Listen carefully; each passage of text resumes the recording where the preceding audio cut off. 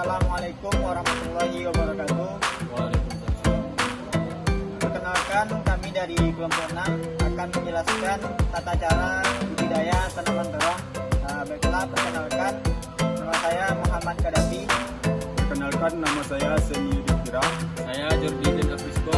Saya Ahmad Jadi. Dan saya Jimat Alani Pandra. Baiklah, silakan saksikan video. Assalamualaikum warahmatullahi wabarakatuh. Waalaikumsalam warahmatullahi wabarakatuh. Baiklah Bapak, saya di sini akan membacakan cara penyiapan lahan untuk budidaya terong. Definisi kegiatan penyiapan lahan adalah kegiatan penyiapan lahan yang sesuai untuk pertumbuhan tanaman, meliputi kegiatan persiapan atau pengolahan lahan, pemupukan dasar, pemasangan mulsa plastik. Tujuannya mempersiapkan lahan dengan sebaik-baiknya agar pertumbuhan tanaman optimal. Alat yang ada untuk penyiapan lahan yaitu 1. Bambu, golok, pisau. 2. Kertas alat menulis. 3. Bajak. 4. Mulsa plastik. 5. Pelubang mulsa plastik. 6. Tali rafia atau tambang plastik. 7. Pupuk organik. 8. Dolomit. 9. Pupuk organik. Dan 10. Gembor. Fungsi bahan dan alat. Bambu, golok, pisau digunakan sebagai bahan atau alat membuat ajir dan masak jepit mulsa. Kertas alat tulis dan penggaris digunakan sebagai alat tulis dalam rangka pembuatan desain kebun. Dan ketiga, bajak, cangkul, dan garpu digunakan sebagai alat untuk proses pengolahan tanah, yaitu pembersihan sisa-sisa perakaran tanaman, menggemburkan, penghaluskan, meratakan tanaman, dan membuat guludan dan bedengan. 4. Mulsa plastik untuk mengendalikan gulma, membantu perkembangan akar, mempertahankan suhu kelembapan tanah, mencegah erosi tanah, dan mengurangi penguapan air dan pupuk. Dan yang kelima adalah alat pelubang mulsa diameter 10 cm. Pupuk organik digunakan untuk memperbaiki sifat tanah sehingga sebagai meningkatkan kesediaan unsur-unsur hara yang diperlukan tanaman. Dolomit atau kapur pertanian diberikan untuk pengendalian pH pada tanaman hingga mendekati pH normal atau diberikan 1 bulan sebelum tanam. Dan sedangkan pupuk organik urea, ZA, dan PSP8 untuk pupuk tunggal atau pupuk NPK untuk pupuk menjemuk. Pemilihan lahan. Pemilihan lokasi dan sebelumnya tidak ditanami dan dari famili yang sama seperti tomat, cabai, melon, tembakau minimal 1 musim tanam. Dan dianjurkan memilih lokasi lahan bekas ditanami dari famili Gramineae seperti padi, jagung, tebu, atau famili Liaceae seperti bawang merah, bawang bombay, dan lain-lain. Pengolahan lahan yaitu melakukan pembersihan lahan dari sisa-sisa tanaman gulma dan melakukan pengemburan lahan dengan cara mencangkul sampai kedalaman 30 sampai 30 cm. Kemudian lahan dibiarkan terkena sinar matahari 2 minggu. Apakah Bapak-bapak ada pertanyaan? Baik, saya akan bertanya, apa saja alat yang digunakan untuk pembukaan lahan tersebut? Oh, terima kasih kepada Bapak yang bertanya. Baiklah, saya akan menjawab. Yang utama sekali yaitu adalah bajak, cangkul, sekop, dan garpu. Dan yang kedua, pelubang mulsa plastik. Yang keenam, tali untuk mengukur. Yang ketujuh, pupuk. Yang kedelapan, dolomit, pupuk organik, dan gambaran tanah. Apakah Bapak sudah ngerti? Baik, terima kasih. Waalaikumsalam warahmatullahi wabarakatuh. Baiklah, saya akan membacakan tentang penyuluhan penanaman terong. Yang pertama, definisi merupakan kegiatan yang memindahkan bibit dari persemaian ke lahan atau area penanaman hingga tanaman berdiri tegak dan tumbuh secara optimal di lapangan. Yang kedua tujuan, yaitu menempatkan bibit di lahan. Yang ketiga bahan dan alat. Yang pertama air, bibit, dan ember dan gayung. Yang keempat fungsi bahan dan alat. Yang pertama, air digunakan untuk membasahi tanah sehingga kelembapan tanah optimal dan tanaman tidak mengalami kelayuan dan kering. Yang kedua, bibit digunakan sebagai bahan yang akan ditanam pada bedengan yang telah disiapkan. Yang ketiga, ember dan gayung untuk penyiraman. Prosedur pelaksanaan. Yang pertama, lakukan penanaman pada pagi atau sore hari agar bibit tidak layu akibat terik cahaya matahari. Periksa bibit yang ditanam dan harus diseleksi terlebih dahulu. Yang ketiga, tanam bibit di bedengan pada mulsa yang telah dilubangi. Yang keempat, lakukan penyiraman setelah penanaman. Dan yang kelima, catat proses kegiatan penanaman benih di lapangan. Baik, hanya itu yang bisa saya sampaikan. Apakah dari Bapak sekalian ada pertanyaan? Baiklah, saya akan bertanya kepada Bapak yang pertanyaannya adalah apa saja alat untuk tujuan penanaman. Terima kasih. Adapun baiklah, saya akan menjawab pertanyaan dari Bapak, yaitu alat-alat dan bahannya yaitu air, bibit, dan ember dan gayung. Apakah Bapak mengerti? Baiklah, saya sudah mengerti atas jawaban Bapak. Assalamualaikum warahmatullahi wabarakatuh. Waalaikumsalam warahmatullahi wabarakatuh.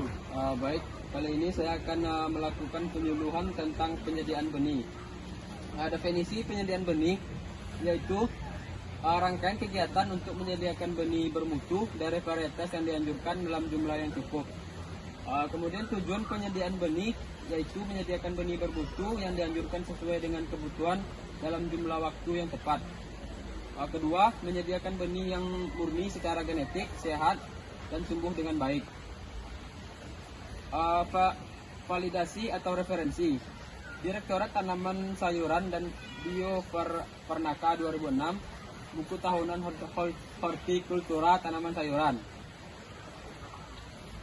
Bahan dan alat. 1. Benih. 2. Tanaman atau media tanam. 3. Pupuk organik. 4. Polybag atau kantong plastik. 5. Bambu atau kayu. 6. Plastik transparan. 7. Pestisida. 8. Pupuk daun. 9. Pisau atau gunting. 10. Gembor. 11. Hand sprayer. Kemudian fungsi bahan dan alat. 1. Benih digunakan sebagai bahan untuk memperbanyak tanaman. 2. Tanah atau media tanam digunakan sebagai media semai. 3. Pupuk organik digunakan untuk memperbaiki sifat tanah. Demikian, ada pertanyaan dari saudara-saudara sekalian. Baik, Assalamualaikum warahmatullahi wabarakatuh. Waalaikumsalam warahmatullahi wabarakatuh. Saya akan bertanya kepada penyuluh, yaitu apa saja kriteria benih yang unggul. Baik, terima kasih kepada Bapak yang sudah bertanya. Kriteria benih yang unggul itu gunakan varietas yang dianjurkan, kemudian pilih benih bermutu tinggi, pilih benih yang sesuai dengan iklim, dan gunakan benih yang tidak kadaluarsa, kemudian catat dan simpan label benih. Demikian. Bagaimana? Saya mengerti. Baik, terima kasih. Assalamualaikum warahmatullahi wabarakatuh. Waalaikumsalam warahmatullahi wabarakatuh. Baiklah, pada kesempatan kali ini saya akan menjelaskan beberapa jenis hama yang menyerang tanaman terung.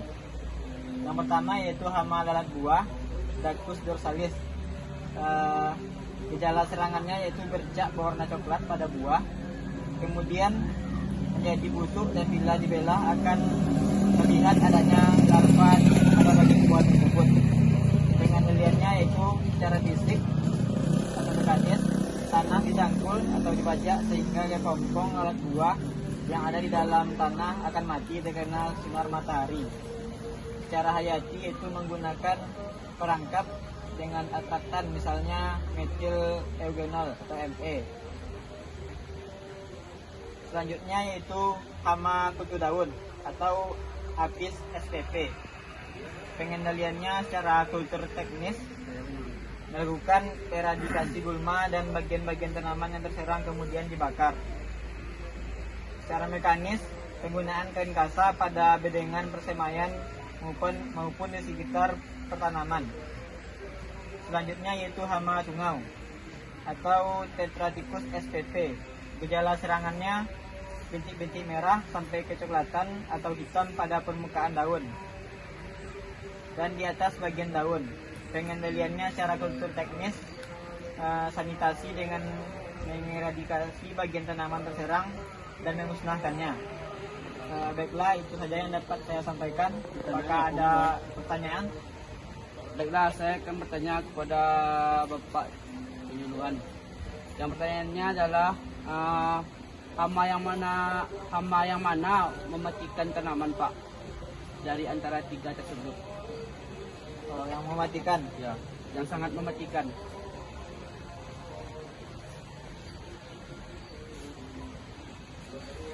Baiklah, menurut saya itu hama kutu daun, di mana dia menyerang bagian daun, di mana bagian daun ini sangat penting untuk berjalannya proses fotosintesis. Jika daunnya rusak, maka rusak juga tanamannya. Mungkin hanya itu yang dapat saya sampaikan.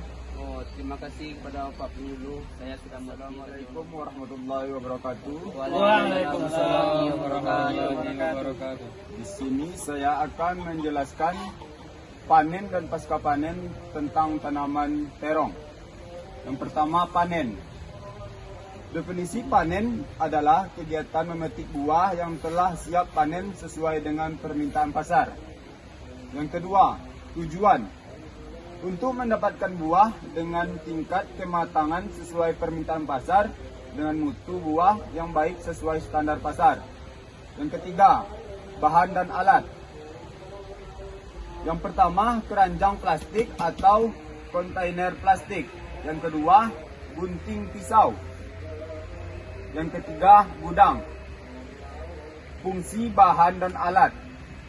Yang pertama, keranjang plastik atau kontainer plastik digunakan sebagai wadah hasil panen. Yang kedua, gunting atau pisau digunakan untuk memetik buah selain menggunakan tangan. Yang ketiga, gudang digunakan sebagai tempat menyimpan buah. Yang selanjutnya, prosedur pelaksanaan. Yang pertama, hentikan penyemprotan pestisida 1-2 minggu sebelum panen. Yang kedua, lakukan panen pada umur 50-60 dengan interval 3-7 hari. Petik buah dengan ciri-ciri warna buah cerah yang mengkilap. Yang selanjutnya, sasaran. Mendapatkan buah dengan tingkat kematangan sesuai referensi pasar dengan mutu buah yang sesuai dengan permintaan pasar. Selanjutnya saya akan menjelaskan tentang pasca panen. Definisi.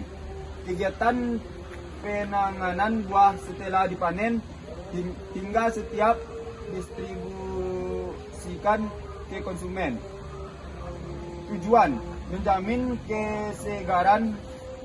keseragaman ukuran dan mutu buah sesuai dengan permintaan pasar. Selanjutnya, bahan dan alat. Yang pertama, kotak karton. Yang kedua, kotak kayu. Fungsi alat. Kotak karton, kotak kayu digunakan untuk wadah hasil panen. Prosedur pelaksanaan. Yang pertama, lakukan sortasi sesuai dengan kriteria yang dihendaki pasar. Baiklah, yang ingin bertanya dipersilakan. Baik Pak, saya ingin bertanya Pak. Jadi pertanyaan saya, jadi gimana caranya, bukan caranya Pak, tapi tujuan kita melakukan pengelolaan tanaman setelah pasca panen Pak. Apa tujuannya Pak? Baik, di sini saya akan menjawab pertanyaan dari Bapak. Tujuannya adalah menjamin keseragaman ukuran dan mutu buah sesuai dengan permintaan pasar. Bagaimana Pak? Baik Pak, terima kasih Pak. atas jawabannya Pak. Saya puas sekali Pak. Terima kasih Pak.